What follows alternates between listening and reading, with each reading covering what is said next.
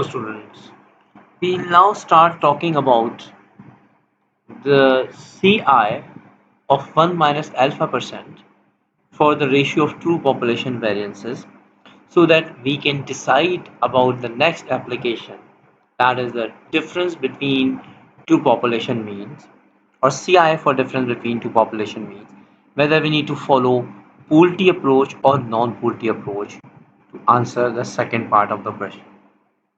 So I have taken the very first example, that is from exercise 10.2, page number 594. 10.19 is the question that is comparing the mean lasting times of two brands of paint. For this purpose, 20 locations were randomly selected and randomly divided into groups of 10 each. The first group of 10 locations has been painted with brand A paint and the second location with brand B paint, and the lasting times were recorded. And lasting times is giving this data. So x1 bar equals 36.12 months, x2 bar is 37.98 months, s1 is 0.903 months, and s2 is 1.331 months. So let's suppose in part A we are asked to construct 1 minus alpha percent CI for the ratio of two population variances. So we need to apply F based CI formula. So I am again writing down that formula,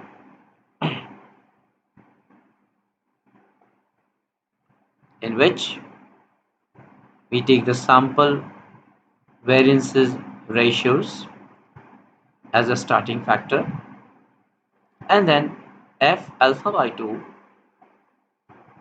nu 1 nu 2. Here you can take notice of one thing, that since both the data set contains same number of observations, therefore you will get an advantage of the equal number of observations. Mean to say that when we work out nu 1, that's 10 minus 1, which is 9. Nu 2 as well, 10 minus 1, that's 9. Even when we swap these two numbers, we end up with the same F value from the F table. So what we do, make a substitution, and again I'm pointing out the same error that the students make in the exam. They forget to raise these two values to square. So better if you collectively raise both to square. I will take F value just after substituting this ratio, because that's the same on both the sides of the inequality. Now we go to the F table, that's the F table, and we need to consider 9th column and 9th row for this purpose. If you look at the first page, 9th column is there, that's this one, but 9th row is not available, not even on the second page. So we go through the third page, 9th row and 9th column, and since we are asked for 95% CI, so we need to consider F.025. So F.025, 9th row and 9th column gives us 4.03 as the value. So F.025, 9th column, 9th row, even if we swap, we end up with the same value, 4.03. So 4.03 here, 4.03 here, and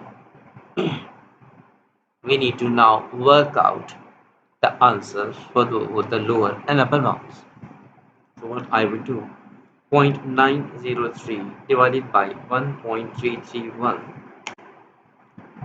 squared multiplied by, sorry, in the lower bound we need to divide, okay, so divided by 4.03, that's 0.114. 0.114 is the lower bound,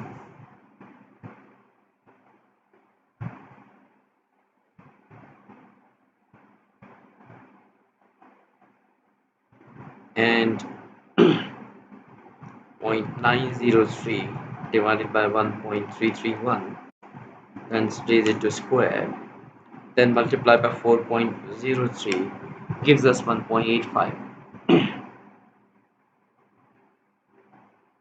Now if we take square roots of both to end up with standard deviation,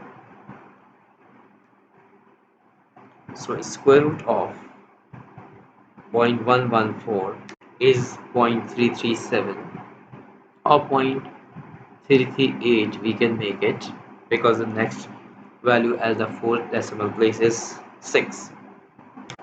Then square root of 1.85 is 1.36.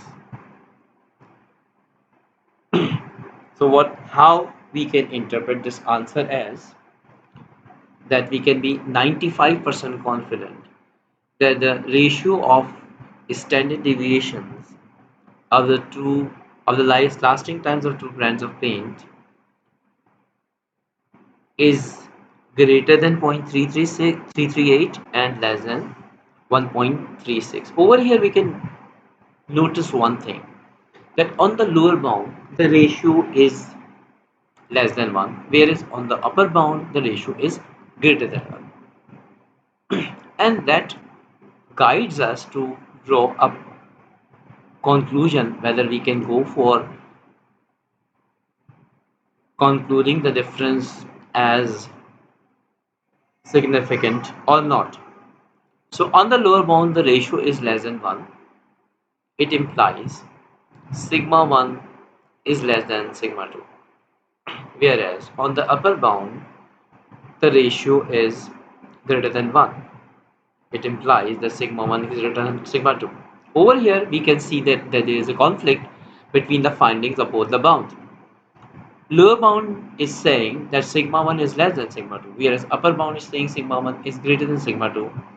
So we cannot draw clearly a conclusion about the difference. Therefore, since we cannot draw a conclusion about the difference, therefore we can say that we can consider both sigma 1 nearly equal to sigma 2.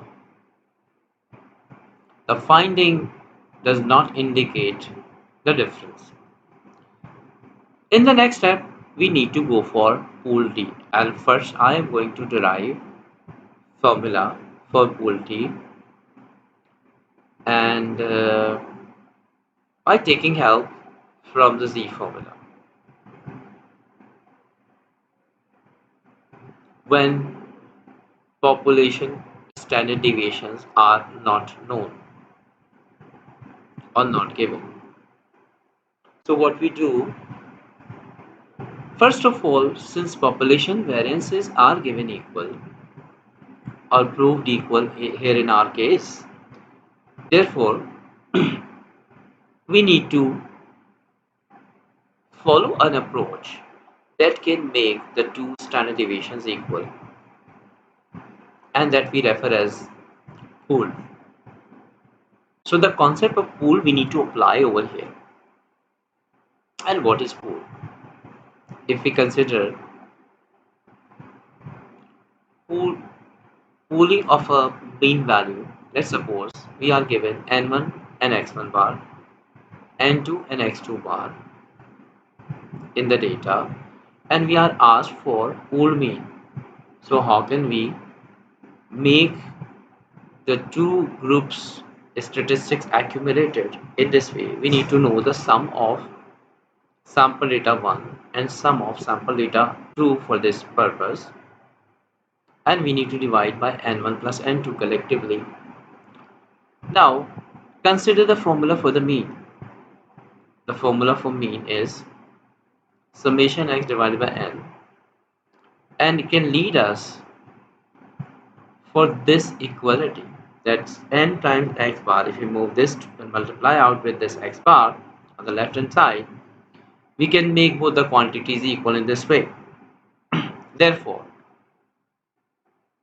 we can rewrite down this formula as x1 bar for the first group that would lead us n1 times x1 bar will be equal to summation x1. Similarly, for the second group, x2 bar can be written as this, and this would lead us to go for n2 times x2 bar is equal to summation x2. So in place of summation x1, we can substitute this one. In place of x2 bar, summation x2, we can substitute this one. So substituting these two, we can get a formula for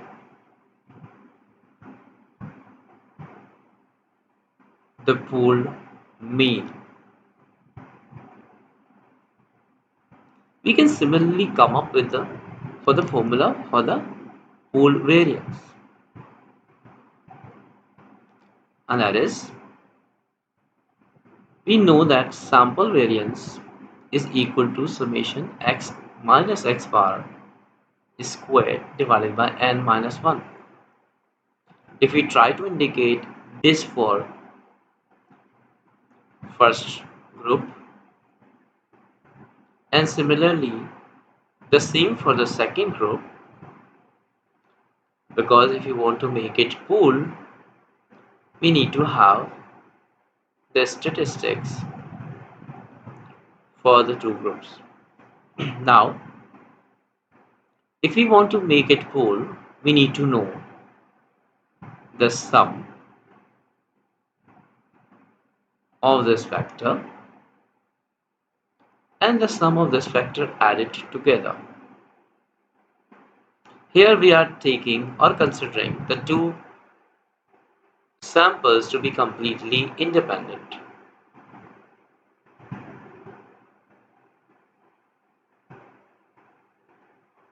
Now, following the same way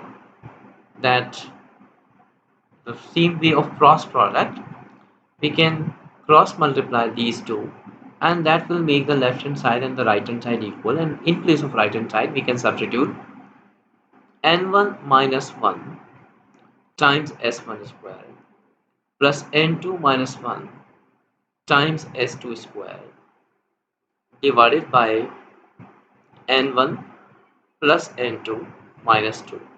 This is how we get the formula for pool variance. Now, continuing with the derivation, I will again write down the formula what I have written down to start part B of the question, in which we are asked to construct 95% CI for the difference between two population means. And for this, I have first written down the formula for Z,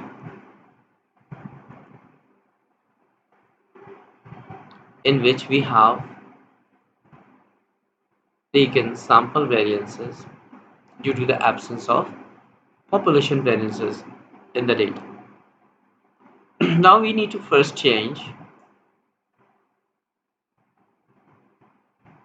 this to T, alpha by 2, and telling you in advance that the current structure that we are coming up with is the formula for non-pooled T. Now to make it converted to the pooled T procedure, we will simply ignore S1 squared and S2 squared, and both should be replaced with SP squared.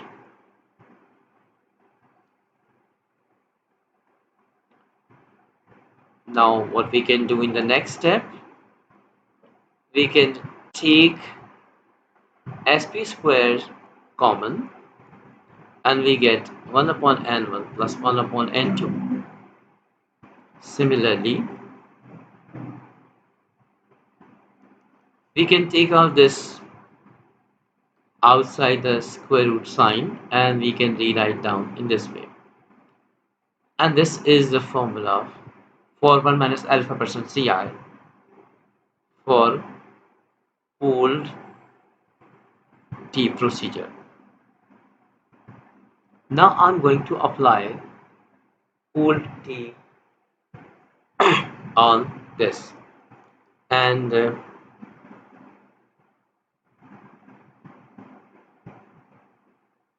the statistics we are given in question number 10.19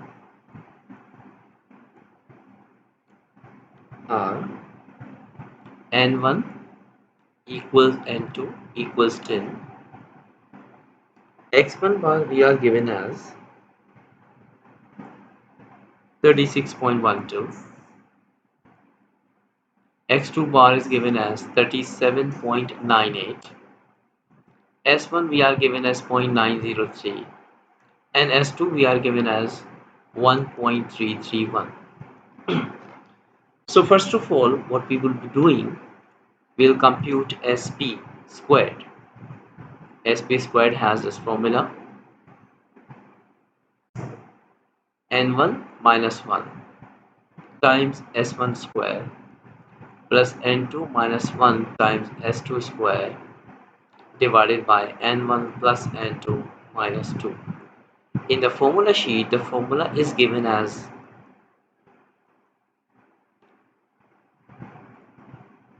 this, and that's the same thing. Here, the divisor factor is given or mentioned separately, and that doesn't matter. Now, we will substitute. Again, we need to take care of one thing, that don't forget to raise standard deviation values to square. So that's n minus 1, n1 minus 1 is 9, that is 10 minus 1. Then 0.903 squared plus 9 times 1.331 squared divided by 10 plus 10 minus 2. Okay, and when we solve this and after taking square root, we get 1.137 as the answer. That can be rounded up to 1.14. And the DF formula for pool T is N1 plus N2 minus 2. That's the divisor of the pooled T structure. In fact, pooled variance structure rather. So 10 plus 10 minus 2 gives us 18. So if we are asked for 95% CI, so T value would be T.025 with 18 degrees of freedom is the value 2.101, and that you can see and match from the T table. And that's substituting these values in the formula of pool T, what I have written down over here. So that's 36.12 take away 37.98 plus and minus 2.101 times 1.14, that's the value of SP, times inside the square root 1 upon 10 plus 1 upon 10. Now I'm going to work out the answer for this vector. So 1 upon 10 plus 1 upon 10 is 0.2 inside the square root, and after taking square root we get 0.447. Multiply this by 1.14, then multiply this by 2.101. That gives us 1.07. And what we do, we take the difference of 36.12 minus 37.98 minus 1.86.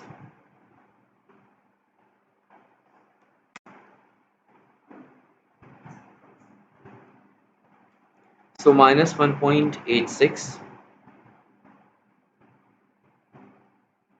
and minus 1.07 would give us on the lower bound minus 2.93, whereas minus 1.86 minus 1.07, sorry, plus this time minus 1.86 plus 1.07 gives us minus 0.79.